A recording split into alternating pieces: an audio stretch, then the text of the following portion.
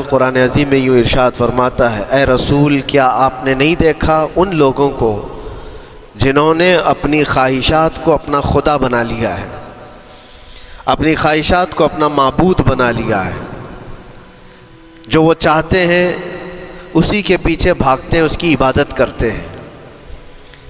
اور اللہ تعالیٰ فرماتا ہے، اے نبی کیا آپ ایسوں کی سفارش کریں گے اور ایسوں کے آپ وکیل بنیں گے جو اپنے خواہشات کے پجاری ہیں؟ اور اللہ فرماتا ہے ان میں سے تو اکثر ایسے ہیں کہ انہیں عقل نہیں ہے، وہ جانوروں سے بھی بدتر ہے، جو اپنے خواہشات کے پیچھے بھاگ رہے ہیں۔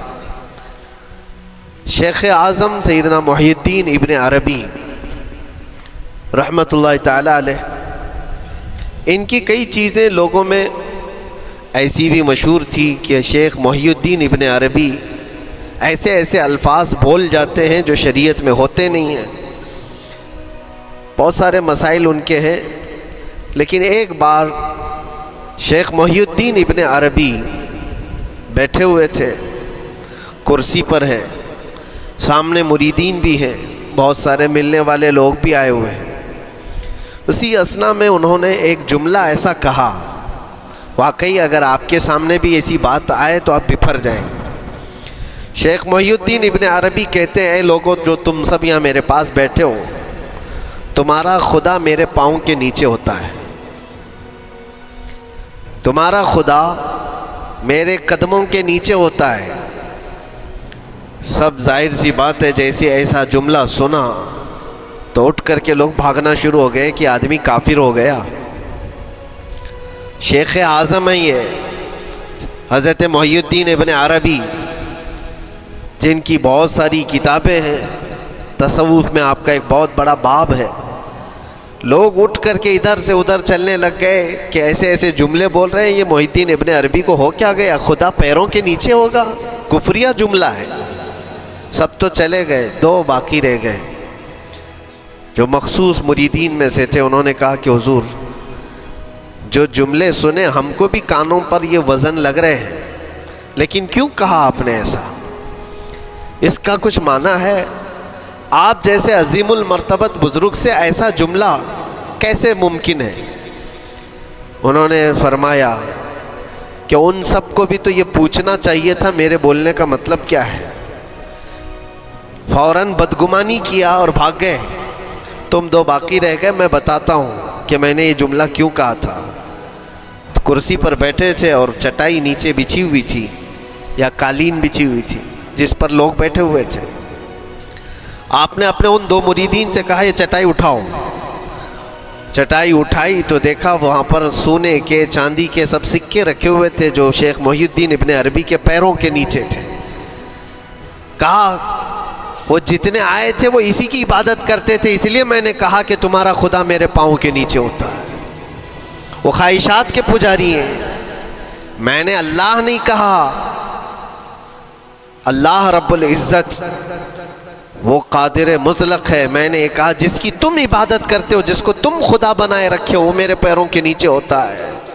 اور حقیقت ہے میرے عزیزوں، جنہوں نے خواہشات کے پیچھے بھاگنا شروع کیا، در حقیقت وہ اپنا خدا بنا چکے ہیں ان کو۔ کیا ایسا نہیں ہوتا ہے کہ جو بندہ ضدی طبیعت کا ہوتا ہے، چاہ لیتا ہے کہ یہ مجھے چاہیے تو چاہیے، یہ مجھے چاہیے تو چاہیے، یہ جو ضد ہے اپنی خواہش کو پوری کرنا، یہاں پر کہا گیا ہے کہ وہ اپنی خواہش کی عبادت کر رہا ہے، اس کے پیچھے بھاگ رہا ہے۔ اسی لیے اللہ کے نبی صلی اللہ تعالیٰ علیہ وسلم کی ایک حدیث میں آپ کو سناؤں۔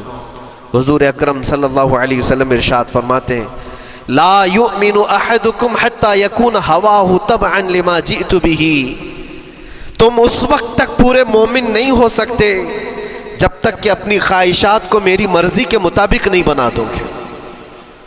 حضور کے قدموں میں لا کر اپنی ہر خواہش کو قربان کرنا ہو، یہ نہیں کہ میری چاہت تو ایسی ہے، میں خواہش ایسی رکھتا ہوں لیکن شریعت ایسا کہتی ہے۔ یہ جب ٹکراؤ آیا تو سمجھ لو کہ تمہارے اندر ایمان آیا ہی نہیں ہے، تم مومن نہیں ہو۔ مومن وہ ہے جہاں دنیا کی ساری خواہشات وہ حضور کے قدموں پر قربان کر دیتا ہے، اس کی اپنی کوئی خواہش نہیں ہوتی۔ اسی لیے میں اکثر یہ کہتا ہوں ان نوجوانوں سے جن کو کچھ نصیحت کی جائے تو کہتے ہیں کہ مولانا ہماری لائف ہے، ہمیں انجوائے کرنے دی جائے. یہ ابھی تو ہماری لائف ہے، ہماری اپنی لائف کو ہمیں انجوائے کرنے دیا جائے. نادان کس نے کہا کہ تیری اپنی لائف ہے؟ تیری لائف ہے کہاں؟ زندگی یہ نہیں کسی کی کسی کے لیے، زندگی ہے نبی کی نبی کے لیے. اور نہ سمجھ مرتے ہیں زندگی کے لیے، ارے جینا مرنا ہے سب کچھ نبی کے لیے.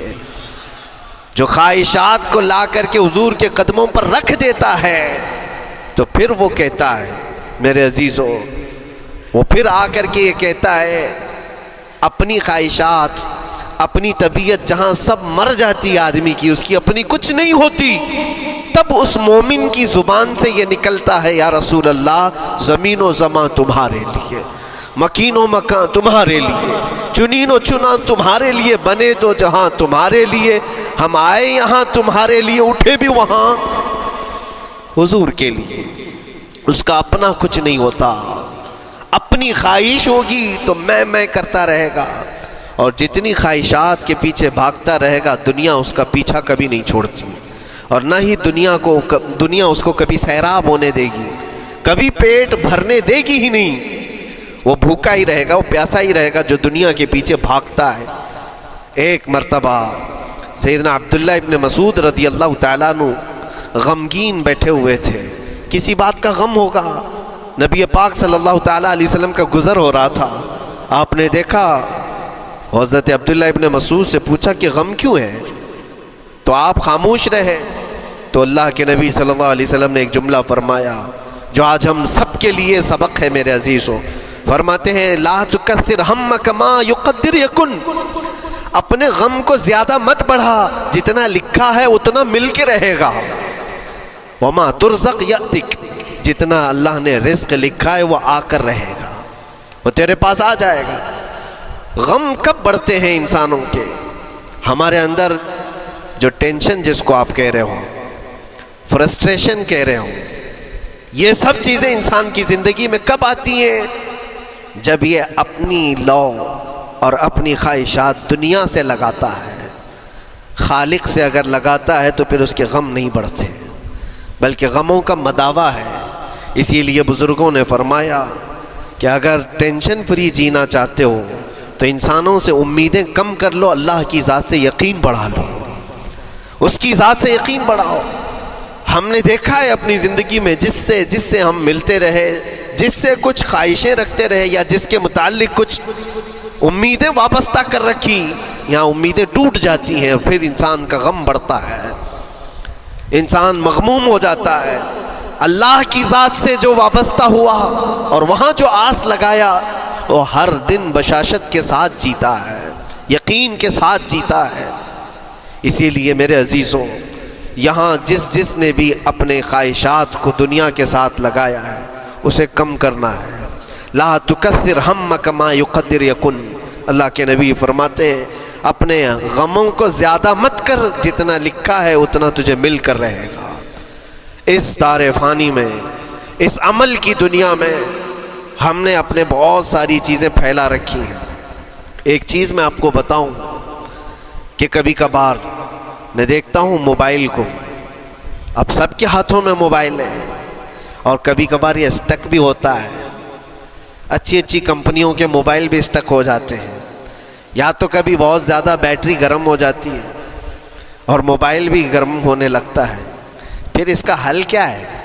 ایکسپرٹ سے پوچھتے ہیں موبائل کبھی ہینگ ہو رہا ہے یا کبھی بہت بیٹری گرم ہو رہی ہے، اس کے ریزن کیا ہے؟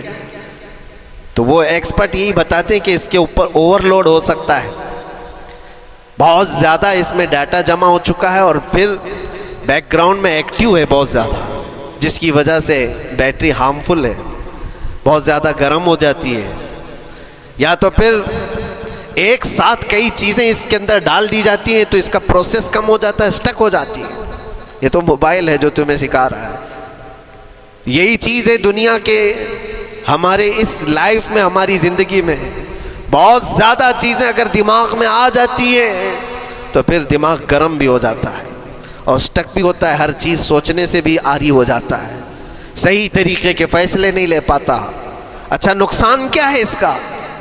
سیم ہم نے موبائل ایکسپرٹ سے بھی پوچھا، جب موبائل بہت زیادہ گرم ہونے لگے یا اسٹک ہونے لگے تو اس کو کیا کرنا چاہیے؟ تو ایکسپرٹس بتاتے ہیں کہ اس کے ریڈیشن بہت زیادہ ہوتے ہیں اس وقت، اور یہ نقصان پہنچا سکتا ہے۔ جو استعمال کر رہا ہے اس کے دماغ پر بھی اثر کرے گا، آس پاس کے لوگوں پر بھی اثر کرے گا۔ ایک موبائل کے اوپر اگر زیادہ لوڈ آ جائے تو اس کے ریڈیشن آس پاس سب کو خراب کرتے ہیں۔ یہی حال انسان کی زندگی کا ہے۔ تمہارے دماغ کے اوپر اگر غم زیادہ بیٹھ گئے اور بہت زیادہ دماغ حاوی ہو گیا تو خود کا تو نقصان کرو گی ہی، آس پاس جتنے ہیں سب کا نقصان کرو گے۔ تمہاری وجہ سے تمہارے ماں باپ بھی پریشان، تمہاری اولاد، تمہارے بیوی بچے سب اس پہ ان سب چیزوں میں ملوث ہو جاتے ہیں۔ اب اس کا علاج کیا ہے؟ کہا گیا موبائل کو آف کر دو، ڈیٹا کم کر دو، اس کے اندر سے کچھ چیزیں ڈیلیٹ کر دو، پھر یہ اپنے نارمل حالت میں آ جائے گا۔ سیم آپ کے لیے بھی ہے، دماغ میں دنیا کے بہت سارے فطور بھرے ہو تو تھوڑی چیزیں ڈیلیٹ کر دو، تھوڑے دنوں کے لیے اپنی اس ایکٹیو لائف کو روک دو اور آ جاؤ اللہ کی بارگاہ میں اور آنکھ بند کر کے اس کی طرف لو لگاؤ، اس لیے کہ ہماری بیٹری جو چارج ہوگی وہ خالق کائنات سے ہی ہوگی، بنانے والا ہی بہتر جانتا ہے اس کی زندگی کس چیز سے چلتی ہے۔ اور اسی لیے کہا ہے، امام غزالی رحمۃ اللہ تعالیٰ علیہ فرماتے ہیں، جو بندہ اللہ کے ذکر سے کئی دن تک غافل ہوتا ہے تو مردہ لاش ہے جو چل رہا ہے، بازاروں میں جو چل پھر رہا ہے، ذکر الہی نہیں کرتا تو اس کی روح ختم ہونے کے قریب آئی ہے، یہ زندہ لاش ہے۔ یہاں زمانے ہو گئے، مہینوں بیت گئے، برسوں ہو جاتے ہیں، کتنے دن ایسے ہیں آپ نے اللہ کے ذکر کے لیے الگ سے وقت نکالا ہو؟ کہاں ہے وقت؟ نماز بھی ایسے پڑھ کر کے بھاگ جاتے ہیں جیسے لگتا ہے کہ کوئی چیز ہمارے اوپر سوار تھی، جلدی سے ہٹا دی اور بھاگ گیا۔ نہیں میرے عزیزوں، ہماری روح جب بیمار ہوتی ہے، ہماری روح کو جب بھوک لگتی ہے تو اللہ کے ذکر سے اس کا علاج بھی ہوتا ہے اور اس کو رزق بھی ملتا ہے، لیکن ہم رزق دیتے ہی نہیں۔ کبھی آپ نے دیکھا ہماری باڈی کو، صبح ناشتہ نہ کرو، دوپہر میں کھانا نہ کھاؤ تو شام تک ہمارا جسم ہچکولے لینے لگتا ہے، چکر آنے لگ جاتے ہیں۔ کیوں؟ جسم 2 وقت کے کھانے کو چھوڑنا برداشت نہیں کر پاتا، کمزوری آ جاتی ہے، جسم کو بھوک لگتی ہے، ہمیں کھانا دینا اسے ضروری ہے۔ اسی طرح اللہ نے ہماری جو روح بنایا ہے، روح کو بھی رزق کی ضرورت ہے۔ اور روح کا رزق کیا ہے؟ روح کا کھانا پینا کیا ہے؟ کاجو بادام میوے پستے کھا کر کے روح کو طاقتور نہیں بنا سکتے۔ فرمایا گیا روح کی غذا اللہ کا ذکر ہے۔ جب بندہ اللہ کا ذکر کرتا ہے تو اس کی روح کو طاقت ملتی ہے اور روح کمزور نہیں رہتی، طاقتور بن جاتی ہے۔ عزیزان گرامی وقار، پھر میں خلاصتاً یہ بات کہوں گا کہ ہم نے دنیا میں اتنی ساری چیزیں پھیلا لی ہیں، اتنے سارے، جس کی وجہ سے غموں کا بوجھ ہمارے دماغ پر طاری ہے، اور ایک وقت وہ آئے گا جب ساری چیزیں چھوڑ کر کے فوراً بھاگنا پڑے گا، نکلنا پڑے گا۔ کچھ لوگوں کے متعلق کہا گیا ہے کہ روح نکلنے کے وقت اس کو بہت تکلیف ہوتی ہے، سب کے لیے نہیں۔ کچھ ایسے لوگ ہیں جن کی روح نکلنے کے وقت درد زیادہ ہوتا ہے، تکلیف زیادہ ہوتی ہے مرنے کے وقت۔ پوچھا گیا کیوں؟ کہا کہ یہ روح جو ہے اس کی ساری بنائی ہوئی چیزوں میں اٹکی ہوئی ہے، اس کی اولاد میں بھی ہے، اس کے مال میں بھی لگی ہوئی ہے، اس کے گھر میں بھی لگی ہوئی ہے، اس کے جائیداد میں بھی لگی ہوئی ہے۔ روح جب نکل رہی ہوتی ہے ان سب چیزوں سے بھی نکل رہی ہے، جہاں جہاں اس کی خواہشات لگی ہوئی تھی سب جگہ سے کھینچا جا رہا ہے، تو درد بڑھتا چلا جاتا ہے، تکلیف بڑھتی چلی جاتی ہے، اور پھر وہ جب دیکھ رہا ہوتا ہے خالی ہاتھ جا رہا ہو، تکلیف زیادہ ہوتی۔ اسی لیے میرے عزیز و اللہ کے نبی صلی اللہ تعالیٰ علیہ وسلم کا جب آخری وقت آیا، آپ کے وصال کا وقت آیا، حضور نے اپنی بیویوں کو بلایا، ازواج مطہرات کو بلایا اور پوچھا کہ کس کے پاس کتنا سونا ہے، کتنا زیور ہے۔ ازواج مطہرات نے کہا میرے پاس اتنا ہے، ان کے پاس اتنا ہے۔ سب نے اپنے چاندی سونے کے زیورات لا کر پیش کر دیا۔ حضور پاک صلی اللہ علیہ وسلم نے فرمایا اے میری بیویوں، اے میری ازواج، اگر تم چاہو تو یہ سب اللہ کی راہ میں خیرات کر دو، اللہ کی راہ میں اس کو وقف کر دو، خیرات کر دو۔ بیویوں نے پوچھا یا رسول اللہ صلی اللہ علیہ وسلم، کیا آج سے سونا چاندی پہننا حرام ہو گیا ہے؟ کیا ہمارے لیے ناجائز ہو گیا ہے؟ نبی پاک صلی اللہ علیہ وسلم نے فرمایا نہیں، زینت تو تمہارے ہی لیے ہے، سونا اور چاندی تمہارے لیے ہے، حرام نہیں ہے، ناجائز نہیں ہے، لیکن میں دیکھ رہا ہوں میری زندگی کا آخری وقت آ گیا، میں رب ذوالجلال کی بارگاہ میں جانے والا ہوں، میں یہ چاہتا ہوں کہ اس حال میں دنیا سے جاؤں کہ میرے گھر میں سونا چاندی کا کوئی ٹکڑا پڑا ہوا نہ ہو اور اللہ کی بارگاہ میں فقیر اٹھایا جاؤ۔ یہ نبی پاک صلی اللہ تعالیٰ علیہ وسلم کی خواہش ہے کہ میں اللہ کی بارگاہ میں اس حال میں جاؤں کہ میرے گھر میں کوئی چیز رکھی ہوئی نہ ہو، سونا اور چاندی، مال و دولت۔ کیونکہ میرے عزیزوں، اسی سے اندازہ کرو انسان اپنی خواہشات میں اتنا گھر جاتا ہے کہ اس سے نکلنا اس کے لیے مشکل ہوتا ہے، اور روح نکلنے کے وقت یہی تو تکلیف ہوتی ہے کہ کہاں کہاں کیا کیا بنایا تھا، کتنا جمع کیا تھا، حساب کرتے کرتے اس کی روح نکل جاتی ہے۔ ہم نے دیکھا ہے، میں اپنا ایک تجربہ بتاتا ہوں، عمرہ سے ہم واپس آ رہے تھے، 40 لوگوں کا قافلہ تھا، ایئرپورٹ پر پہنچے، بہت تاخیر ہو چکی تھی اور فلائٹ کا وقت بہت کم رہ گیا تھا، اور حاجی لوگ ماشاءاللہ جاتے ہیں تو خوب بھر بھر کر کے سامان بھی لیتے ہیں، کیا کیا سامان تھے سب کے پاس، اور ہمارا بار بار جانا آنا ہوتا ہے، میں کبھی کوئی زیادہ چیزیں رکھتا نہیں۔ ہم تو آگے نکلے، گروپ پورا تھا اور سارے لوگ سامان لے کر کھڑے تھے، وقت گزرتا گیا، فلائٹ جہاں چیک ان ہو رہا تھا سامان، انہوں نے کہا کہ 25 کلو سے زیادہ کا الاؤڈ نہیں ہے، اور یہاں 40 کلو لے کر بیٹھے ہوئے تھے، میرا تو تھوڑا سا لے لے، تیرا تو تھوڑا سا لے لے، ایک دوسرے کو پیش کر رہے ہیں۔ 3-4 لوگوں نے تو مجھے پکڑایا کہ آپ کے پاس سامان کم ہے مفتی صاحب، آپ تھوڑا سا ہمارا لے لو، جس کا لے سکتے تھے لے لیا۔ پھر اس کے بعد 1 گھنٹے سے کم ٹائم بچا تھا، انہوں نے کاؤنٹر کلوز کر دیا۔ میں نے دیکھا 20 سے 25 حاجی ایسے ہیں جن کا سامان بکھرا ہوا ہے، اور کیا لے جا سکتے ہیں ہاتھ میں، وہ بھی 7 کلو 8 کلو اتنا ہی تھا۔ ان کی خواہشات میں دیکھ رہا تھا، کوئی مسلح اٹھاتا ہے، کوئی کھجور اٹھاتا ہے، کوئی کہتا ہے نہیں میرے بچوں کے لیے کھلونے لیا تھا اس کو لے لیتا ہوں، وہ لے لو تو مسلح چھوڑنا پڑتا ہے، یہ لے لو تو کھجور چھوڑنا پڑ جاتا ہے۔ کسی نہ کسی طرح سے وہ لوگ آخری وقت 2-4 چیزیں لے کر کے نکل رہے تھے، اور بکھرا ہوا پورا سامان ایئرپورٹ پر ایسے ہی موجود تھا، 1-2 کلو نہیں، کتنے کلو کا سامان چھوڑ کر کے یوں ہی آنا پڑا۔ یا تو پھر فلائٹ کے سفر پہ جاؤ یا سامان میں لگے رہو، 2 ہی آپشن تھے، اور کون وہ چھوٹے سامان کے لیے اپنا سفر ملتوی کرتا۔ واپس آئے، حسرت بھری نگاہوں سے دیکھتے رہے اپنے سامان کو، اور پھر اندر آ کر جب بیٹھے میرے ذہن میں یہ بات گونجنے لگی، یہی حالت ہوتی ہوگی جب انسان دنیا سے جا رہا ہوتا ہے، جب یہاں سے رخصتی کا وقت آتا ہے اور ملک الموت سر پر آ کر کھڑا ہو جاتا ہے، روح نکلنے کے لیے بھی تھوڑا سا وقت باقی ہے، بس منٹوں میں بھی نہیں رہ گیا، جب اس کو نظر آتا ہے اب یہ سوچتا ہے اتنی نمازیں باقی رہ گئی، اتنی زکوٰۃ بھی رہ گئی، حج بھی تھا، اور بھی کچھ چیزیں کسی کے دینے کے باقی تھے، قرضے بھی تھے، کس چیز کی نصیحت کروں، کس چیز کی وصیت کروں، فلاں جگہ ایک گھر خرید کر کے اس کے ڈاکیومنٹ تو وہاں رکھا تھا، بیٹے کو بھی نہیں بتایا، بیٹی کو بھی نہیں بتایا، پتہ نہیں کس کے ہاتھ لگ جائے گا، یہ خواہشات گھومتی رہتی ہیں، وہ کسی کو بتا بھی نہیں پاتا، ادھر ملک الموت روح نکال کر نکل پڑتے۔ یہ انسان کی شارٹ لائف ہے، مختصر سی زندگی ہے، جہاں یہ خواہشات دھری کی دھری رہ جاتی ہیں۔ اسی لیے شیخ سعدی نے بہت اچھی بات فرمائی، ایک بادشاہ نے اعلان کیا تھا اپنے وزیروں میں سے ایک کو، اس سے بہت خوش ہوا اور کہا جا آج تجھے میں اتنی جائیداد دوں گا، اتنی زمین، اتنی پراپرٹی دوں گا، جتنا تو اپنے ہاتھ میں ایک لکڑی لے کر گھیر دے گا، جتنی زمین تو گھیرے گا اتنی تیرے نام لکھ دوں گا، لیکن اس کے لیے ایک شرط ہے، صبح یہ لکڑی لے کر تو راؤنڈ مارنا اور اتنا گول سرکل بنانا سورج ڈوبنے سے پہلے پہلے تک، جتنی زمین گھیر لے گا وہ پوری تیرے نام پر۔ اس نے سوچا کہ اتنی بڑی زمین میں گھیر سکتا ہوں، ایک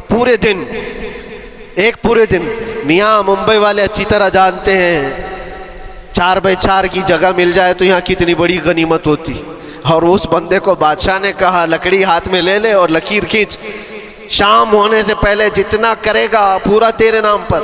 وہ نکلا، اور جب لکیر کھینچتے کھینچتے جب چلنے لگا، پیچھے مڑ کے دیکھتا تھا بہت لمبی ہو گئی ہے، اتنی زمین میرے نام پر ہونے والی ہے، دوپہر ہو گئی، وہ واپس آنا نہیں چاہ رہا ہے، واپس آ کر کے سرکل پہ ختم تو کرنا ہے جہاں سے شروع کیا تھا، سوچتا اور تھوڑا سا اور تھوڑا سا اور تھوڑا کرتے کرتے وہ اثر ہو گئی اس کی۔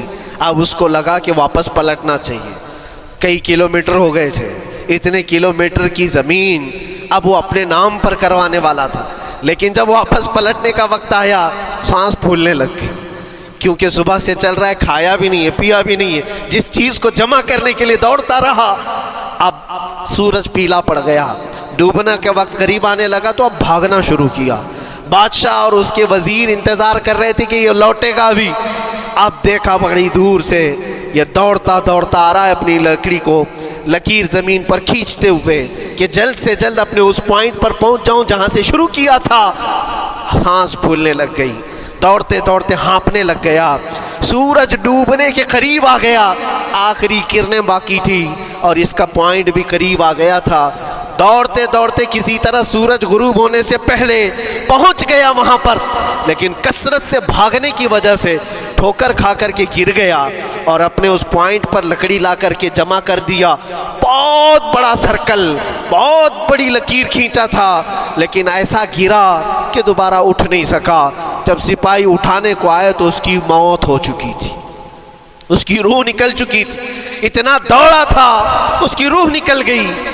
بادشاہ نے کہا اس نے صبح سے لے کر شام تک اپنے نام جائیداد کرنے کے لیے اتنی دوڑ لگائی، بہت لمبی لکیر کھینچا، اتنی بڑی پراپرٹیز کے نام پر ہوتی، لیکن عقل مند دانشور تھا بادشاہ۔ اس نے کہا جہاں یہ گرا ہے وہیں اس کو دفن کرو، اور اس کے بعد اس کی قبر پر لکھا گیا تھا کہ اس کو ضرورت اتنے 2 گز زمین کی تھی، دوڑتا کتنا لمبا رہا، صبح سے شام تک اتنی لمبی لکیر کھینچ لیا، لیکن سونے کے لیے اس کو جو جگہ چاہیے تھی وہ بس اتنی ہی سی تھی، وہ 6 فٹ کی جگہ۔ عزیزان گرامی، یہ ایک زندگی کے کسی کا حادثہ ہو سکتا ہے، لیکن میں نے دیکھا ہے کہ تقریباً سب کی لائف میں یہی ہے، ہم اپنی خواہشات کے پیچھے اتنی تیز دوڑتے رہتے ہیں، لیکن جس چیز کی ہمیں ضرورت ہے اس کی طرف ایک بار بھی نظر نہیں کرتے۔ کون سی چیز ہے جس کی ہمیں ضرورت ہے؟ وہ ہمیشہ کی زندگی آخرت کے لیے جو چیز چاہیے وہ اللہ کا ذکر ہے، وہ رب ذوالجلال کی ذات پر یقین اور توکل ہے۔ آج اللہ نے صحت و سلامتی کے ساتھ زندگی دی ہے تو وقت نکالو اور بارگاہ رب العزت میں آ جاؤ۔ میرے عزیزوں، آخری بات عرض کرتا ہوں، خواہشات جہاں ختم ہونی چاہیے وہ کیسی ہے، وہ کیسے ہے؟ اللہ کے نبی صلی اللہ تعالیٰ علیہ وسلم مجلس میں بیٹھے، ایک صحابی کا مسئلہ تھا، ایک صحابی کا مسئلہ ایسا تھا کہ وہ صبح جلدی دوڑ کر کے چلے جاتے تھے۔ صحابہ نے ان کی شکایت کی کہ یہ فجر میں اتنی جلدی چلے جاتے ہیں کہ کسی سے ملتے ہی نہیں۔ حضور نے پوچھا کہ وجہ کیا ہے؟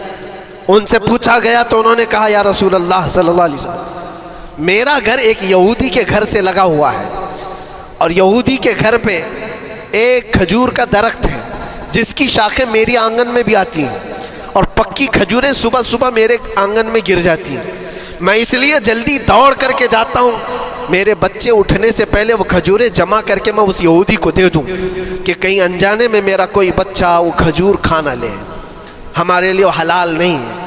یہ صحابی رسول کا عمل تھا۔ اللہ کے نبی صلی اللہ علیہ وسلم نے فرمایا اپنے بچوں کو حلال کھلانے کے لیے اتنی فکر، اتنی فکر۔ عزیزان گرامی وقار، آپ سنیے، یہ تو حالات ایسے ہو گئے یہاں بڑے بڑے درخت ہی نگل گئے، کھجور تو چھوڑے، ڈکار بھی نہیں، حرام چیزوں کے اوپر تو کئی لوگوں کی زندگی آباد۔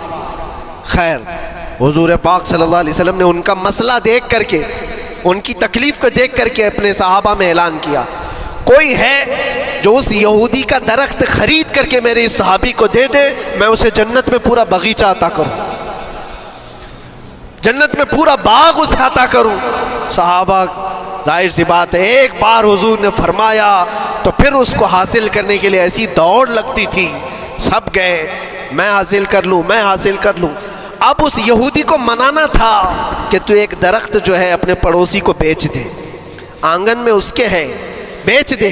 اب اس کو لگا کہ ان لوگوں کی ضرورت ہے، مجبوری ہے، تو وہ بھی اکڑ کر بیٹھا کہ مجھے بیچنا نہیں، مجھے دینا نہیں۔ اب سنیے میرے عزیزوں، مدینے میں ایک صحابی ہیں، ابو دحداہ، اللہ اکبر، کبھی میں پڑھتا ہوں تو حیرت ہوتی ہے۔ ابو دحداہ مدینے کے اس صحابی کا نام ہے جن کا باغیچہ پورے مدینے میں سب سے مشہور ہے، ان کی کھجوریں سب سے مہنگی کھجوریں، اوالی مدینہ آج بھی مشہور ہے، جہاں کی اجوا کھجوریں بہت پسند کی جاتی ہیں۔ ابو دحداہ کا باغیچہ بنا ہوا تھا، بڑا خوبصورت تھا، لوگ مثال دیتے تھے، تعریفیں کیا کرتے تھے، ابو دحداہ کا باغیچہ مدینے میں سب سے قیمتی باغیچہ ہے۔ ابو دحداہ حضور کی بارگاہ میں آتے ہیں، کہتے ہیں یا رسول اللہ صلی اللہ علیہ وسلم، اگر میں اس ایک درخت کو خرید کر کے وقف کر دوں تو کیا میرے آقا مجھے بھی ملے گا جنت میں؟ اللہ کے نبی نے فرمایا جو میں نے وعدہ کیا ہے وہ تجھے بھی عطا کیا جائے گا۔ ابو دحداہ کہتے ہیں اس یہودی کے پاس سیدھے آتے ہیں، کہا کہ تو ایک درخت بیچ دے گا، بدلے میں میں تجھے بہت اچھی قیمت دیتا ہوں۔ اس نے کہا کیا دو گے؟ کہا مدینے میں ابو دحداہ کا باغیچہ تمہیں پتہ ہے؟ اس نے کہا ہاں جانتا ہوں، نام بہت سنا ہوا ہے۔ کہا وہ پورا باغیچہ اس ایک درخت کے بدلے دے دیا جائے گا، ایک درخت کے بدلے دے دیا جائے گا۔ اس یہودی نے کہا کیا مذاق کر رہے ہو؟ یہ کیا مذاق ہے؟ میرے آنگن میں اگے ہوئے ایک درخت کی وجہ سے ابو دحداہ کا اتنا قیمتی باغیچہ دے دیا جائے گا، یہ کیسے پاسبل ہے؟ اس صحابی نے کہا اللہ کے نبی کی بات ہے، ہم مذاق نہیں کرتے، ہمارے لیے وہ ایک باغیچہ کیا ایسے 70 باغیچے ہوں، نبی پاک کی بات پر ہم سب عطا کر دیں، سب ہم وقف کر دیں۔ اس یہودی نے کہا کہ ان کی تو مت ماری گئی ہے مسلمانوں کی، یہ دیکھو اپنے نبی کی بات پر اتنا قیمتی باغیچہ مجھے دینے کو تیار ہے۔ اور پھر اس نے سوچا سودا بھی تو اچھا ہی ہے، باغیچہ تو ملے گا ہی، لیکن جو میں درخت بیچ رہا ہوں یہ جائے گا کہاں؟ یہ بھی تو میرے آنگن میں ہی رہنے والا ہے۔ درخت اگر کوئی خرید لیا تو ایسا تو نہیں ہے کہ یہ درخت وہاں جائے گا، یہ تو میرے آنگن میں ہی ہے۔ سودا کر لیا۔ کہا بات اگر سچی ہے تو میں یہ درخت اپنے پڑوسی کو جو تمہارا دوست ہے مسلمان اس کو دے رہا ہوں، بدلے میں مجھے ایک باغیچہ دے دو۔ ابو دحداہ نے اسی وقت لکھ کر کے دے دی، یہ باغیچہ تیرے نام کا ہے۔ سوچو میرے عزیزوں، جس کو سینچا ہو محنتوں سے، جس باغیچے کو سجایا ہو، وہ راستے میں کھڑے ہو کر کے اس کا سودا کر رہے ہیں، کس بات پر؟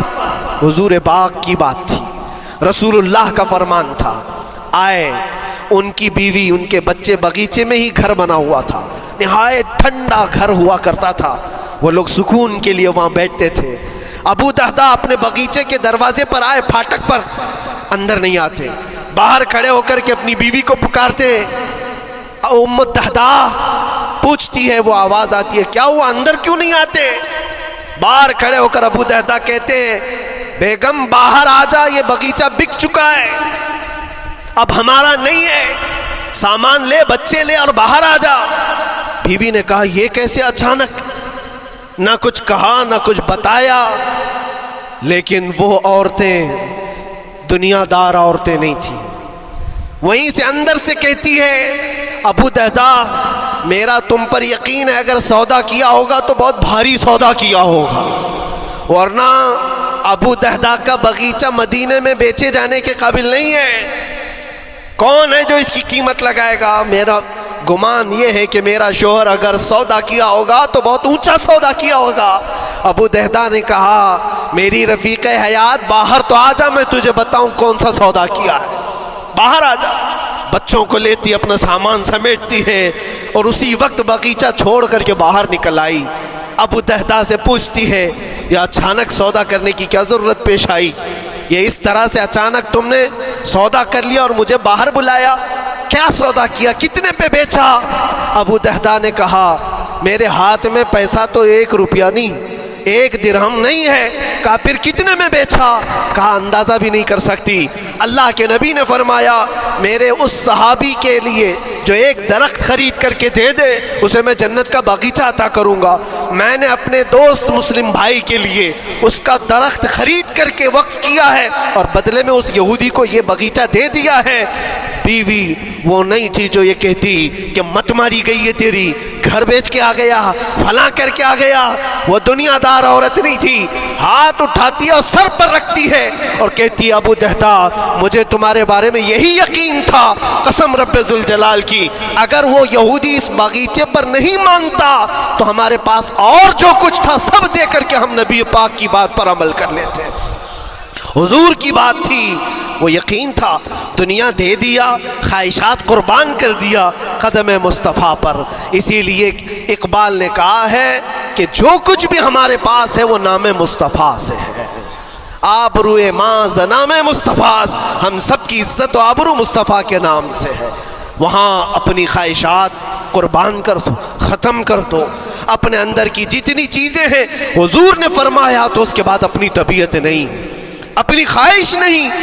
تم اپنے گھر پر سوچتے بیٹھے رہو گے کہ میرا گھر کیسے، میری بیوی کیا بول رہی ہے، میرا باپ کیا بول رہا ہے، میری ماں کیا بول رہی ہے؟ نہیں، وہ صحابہ کی زندگی یہ تھی، دنیا کیا بول رہی ہے اس سے ہمیں مطلب نہیں، میرے مصطفیٰ کیا فرما رہے ہیں۔ اپنی خواہشات وہاں پر۔ حضرت انس بن نزیر ایک صحابی ہیں، وہ حضور صلی اللہ تعالیٰ علیہ وسلم کے بڑے رازدار صحابی تھے، حضور ان کے گھر پر موجود ہے۔ مکہ سے ایک لیٹر آیا، جنگوں کی وہ لوگ تیاری کر رہے تھے، اور انس بن نزیر کون ہے؟ یہ ان کی بیوی جو تھی انس بن نزیر کی، اپنی بیوی سے بہت محبت کرتے تھے، بلکہ عشق کرتے تھے، عشق کرتے تھے اپنی بیوی سے، اور عشق میں ان کی شادی بھی ہے، اپنی بیوی کو بہت چاہتے تھے۔ اب سنو، مصطفیٰ کریم صلی اللہ علیہ وسلم انس بن نزیر کے گھر پر ہے، مکہ سے ایک قاصد آیا اور رازدارانہ طور پر ایک خط دیا، کہا مکہ والے جنگوں کی تیاری کر رہے۔ حضور نے خط کو پڑھوایا اور انس بن نزیر سے کہا انس یہ بات تیرے اور میرے بیچ میں راز ہے، کسی سے نہیں کہنا، جب تک میں نہ کہوں اس خط کا ذکر کسی سے نہ کرنا۔ انس بن نزیر نے کہا اے اللہ کے نبی آپ کا حکم، اس کے بعد میری زبان نہیں کھلے گی۔ خط کو بند کر دیا، رکھ لیا۔ حضور جب تشریف لے گئے گھر سے، ان کی بیوی، ان کی محبوبہ، ان کی رفیق حیات جس کو بہت زیادہ چاہتے تھے آئی، کہا انس رسول اللہ گھر پر آئے تھے، کچھ راز کی بات چل رہی تھی، کیا بات چل رہی تھی؟ انس بن نزیر نے کہا دیکھ میری بیگم، محبت اپنی جگہ پر، وہ میرے مصطفیٰ کا راز، وہ میں نہیں شیئر کر سکتا، وہ نہیں بتا سکتا۔ بیوی ہنس کر کہتی تم نہیں بتاؤ تو کوئی بات نہیں، میں نے تو دیوار کے پیچھے سے سن لیا ہے، مکہ والے جنگوں کی تیاری کر رہے ہیں، خط آ گیا ہے۔ انس بن نزیر نے اپنی بیوی سے اتنی بات سنی، سیدھے جا کر کے گلا پکڑ لیا، گردن کو دبوچ دیا اور کہا اس وقت تک میں تیری گردن نہیں چھوڑوں گا جب تک میرے مصطفیٰ کا فرمان نہ آ جائے۔ گردن پکڑ لیا اس عورت کی جس کو سب سے زیادہ یہ چاہتے تھے، لے آئے حضور کے پاس، کہا یا رسول اللہ معاف کر دیں، آپ کا راز تھا، میں نے تو نہیں بتایا، مگر میری بیوی نے دیوار کے پیچھے سے سن لیا اور اس لیے میں اس کی گردن پکڑ کر کے لایا ہوں کہ کہیں میں مجرم نہ بن جاؤں، نبی پاک کا راز افشا کرنے والا میں مجرم نہ بن جاؤں۔ آقا اگر آپ حکم فرمائیں تو میں اس کو ختم کر دوں یا اس کو طلاق دے کر کے آزاد کر دوں، آپ کے فرمان پر میں کامل عمل کر سکوں۔ اللہ کے نبی نے فرمایا انس چھوڑ دے گردن، جس طرح تو ہمارے راز کی حفاظت کرتا ہے، یہ میری صحابیہ ہے، یہ بھی میرے راز کی حفاظت کرے گی۔ اس کے بعد ہاتھ چھوڑ دیا اور اپنی بیوی سے کہا کہ دیکھ میری محبت، میرا عشق اپنی جگہ پر، بات جب مصطفیٰ کی آئے گی پوری کائنات کو میں چھوڑ دوں گا، میرے مصطفیٰ کی بات کو عمل کروں گا۔ اور اس بیوی نے بھی یہی کہا انس اگر تو مجھے راز بتا دیتا حضور کا، عشق میں ڈوب کر کے، محبت میں ڈوب کر کے، تو جو گلا تو نے میرا پکڑا کل میں تیرا گلا پکڑ کر حضور کے پاس لاتی کہ حضور یہ آپ کی غلامی کے قابل نہیں ہے۔ یہ ان کا کمال درجے کا ایمان تھا، اپنی خواہشات کو قربان کر دیا۔ ایک مدینے کی خاتون ایسی ہے، سب سے زیادہ حسین و جمیل لڑکی ہے، حضور کے پاس ایک حبشی کالے رنگ کے صحابی ہیں، آئے کہا یا رسول اللہ مجھ سے کوئی شادی نہیں کرتا۔ حضور نے فرمایا کہ جا میں تیری شادی کے لیے ایک جگہ پر پیغام بھیجتا ہوں، اور بھیجا اس لڑکی کے گھر، انصاری صحابی کی ایک لڑکی اتنی خوبصورت ہے مدینے میں، ان کے گھر بھیجا۔ یہ تو حبشی قسم کے تھے، یہ ایک پیغام لے کر کے جب آئے، ماں باپ باہر بیٹھے ہوئے، لڑکی اندر ہے۔ ماں باپ نے دیکھا، کیوں آئے ہو؟ کہا میں پیغام لے کر آیا ہوں۔ کس چیز کا؟ آپ کی بیٹی سے نکاح کا۔ کس نے بھیجا؟ کہا اللہ کے رسول نے۔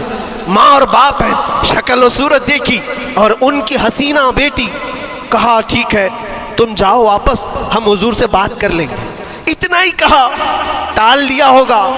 وہ صحابی جو آئے تھے کالے رنگ کے، انہوں نے کہا یہ تو روز کی بات تھی، ہر جگہ ریجیکٹ ہوتا ہی تھا، میرے لیے تعجب کی بات نہیں تھی، میں تو واپس آیا حضور کے پاس۔ ہوا گھر میں کیا، اندر جوان لڑکی جو گھر میں موجود تھی بھر آئی۔ کہا ماں باپ سے پوچھتی ہے کہ اماں کون آیا تھا؟ کہا ایک نوجوان نکاح کا پیغام لے کر کے۔ اس خاتون نے کہا، لڑکی نے کہا آپ نے کیا کہا؟ کہا ہم بعد میں بات کر لیں گے۔ کہا آپ کو اندازہ نہیں آپ نے کتنی بڑی خطا کی ہے، اللہ کے نبی کا فرمان آیا تھا اور آپ نے ٹال دیا، میں تیار ہوں اس کے ساتھ نکاح کرنے کے لیے، نبی پاک کا حکم ہے۔